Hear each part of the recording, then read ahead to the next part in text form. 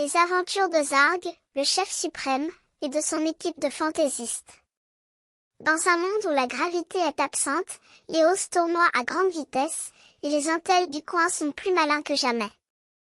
Les monstres cérébraux sont à la tête de la classe, et les festins de nouveaux aliments sont de rigueur. Stan, un personnage mystérieux, émerge de l'ombre avec son épée de l'expiation, prêt à affronter le monstre qui habite dans la hutte de Zarg. Mais avant de commencer le combat, il évoque un écran protecteur de bouclier de transpiration des fesses, ce qui laisse Zarg perplexe. Les échanges de paroles sont chaotiques, avec Stan parlant de son épée de l'expiation, de son futur enfant, et de la faune sauvage de l'île. Zarg, quant à lui, est préoccupé par les festins de nouveaux aliments qui semblent ne servir à rien d'autre que pour débrouiller les affaires. Pendant que les deux personnages discutent, Vink, le responsable de la commission, revient avec les nouveaux aliments.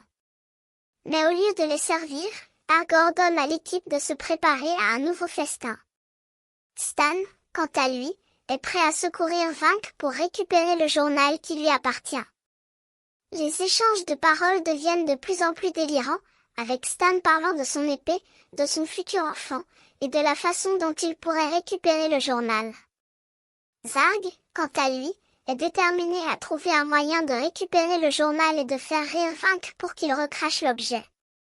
Finalement, après des minutes de discussion, Stan propose un plan audacieux pour récupérer le journal. Il va envoyer une lance avec des fruits du vomi dans la bouche de Vink, pour qu'il vomisse le journal. Zarg est d'accord, et il se prépare à lancer l'attaque. Et ainsi, les aventures de Zarg et de Stan continuent, dans un monde où la logique et la raison sont soumises à la folie et à l'imagination.